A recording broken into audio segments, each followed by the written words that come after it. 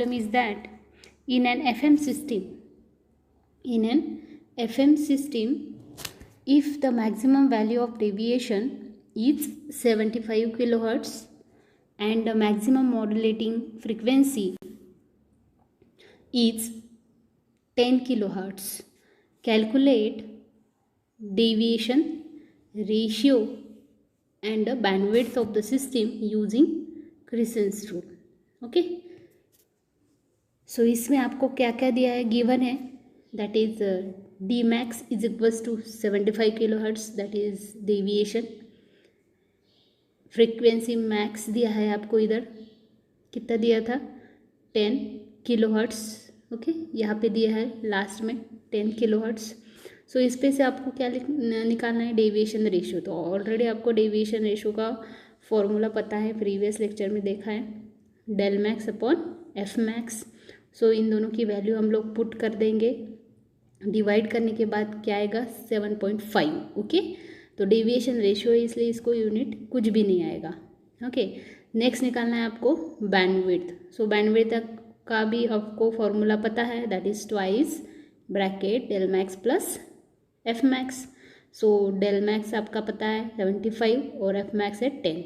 इसको हम पुट कर देंगे तो आएगा 170 किलो हर्ट्स. किलो हर्ट्स क्यों आया, क्योंकि आपके ये दोनों वैल्यू किस में है, दैट इज किलो हर्ट्स में है. ठीक है, so the final answer is deviation ratio is 7.5 and the system bandwidth is 170 kilo hertz. Okay, kilo hertz क्यों आया, बिकॉज ये दोनों भी किलो हर्ट्स में है इसलिए. Okay, so see the next problem. The next problem is that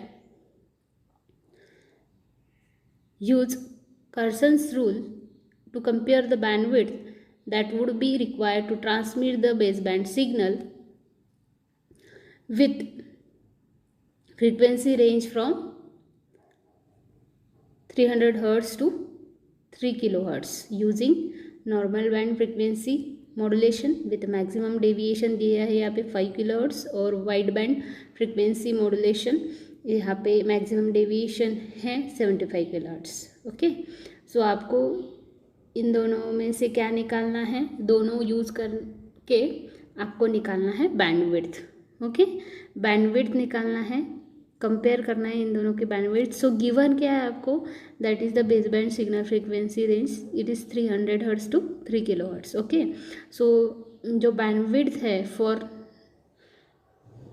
जो normal narrow band frequency modulation है उसका जो डेल मैक्स है वो कितना दिया है आपको 5 kHz.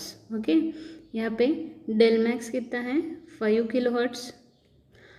यहाँ से आपको फ्रीक्वेंसी निकालनी है, सॉरी बैंडविड्थ निकालना है. तो बैंडविड्थ का फॉर्मूला ऑलरेडी आपको पता है, twice del max plus F M.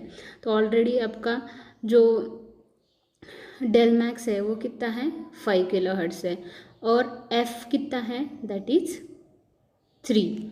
F means that is maximum frequency. यहाँ पे मैक्सिमम फ्रिक्वेंसी कितनी दी है 3 kHz, तो यहाँ पे कितना आएगा 3 और डेल मैक्स आया 5.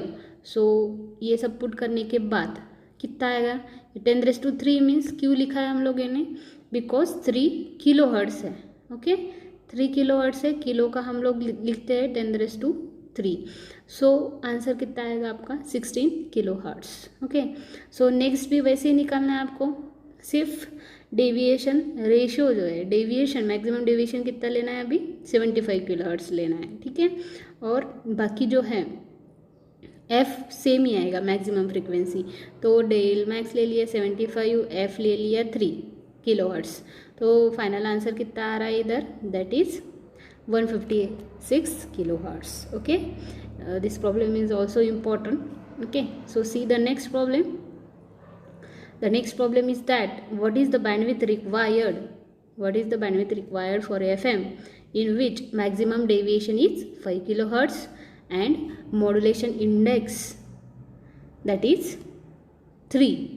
Assume highest needed sideband are 6. Okay, so यहाँ पे given क्या दिया है आपको, that is डेल दिया है 5 kHz डेविएशन, मैक्सिमम फ्रीक्वेंसी दी है सॉरी मॉड्यूलेशन इंडेक्स दिया है 3 किलोहर्ट्ज़ यहाँ पे दिया था, और नंबर ऑफ साइड बैंड्स कितने दिए, 6 दिए। तो आपको निकालना क्या है, बैंडविड्थ निकालना है। What is bandwidth? ओके, सो सबसे पहले बैंडविड्थ का फॉर्मूला है आपका twice FM into number of side band. तो इसके लिए आपको क्या पता रहना चाहिए, FM अगर निकालना है तो मॉड्यूलेटिंग फ्रीक्वेंसी का फॉर्मूला ऑलरेडी आपको पता है क्या है, del upon modulation index. Okay, so इसमें हम लोग डेल पुट कर देंगे, मॉड्यूलेशन इंडेक्स भी पुट कर देंगे। क्या है डेल, 5, मॉड्यूलेशन इंडेक्स है 3, सो आंसर क्या आएगा आपका 1.667 किलोहर्ट्ज़। तो इस पर से हम लोग क्या, आपका FM निकल जाएगा, बाद में बैंडविड्थ के फॉर्मूले में रख देंगे, FM है, बाद में नंबर ऑफ साइड बैंड भी पता है, तो आपका जो बैंडविड्थ आएगा वो आएगा 20 kilohertz. Okay, in this way we solve this problem. Okay, so thank you.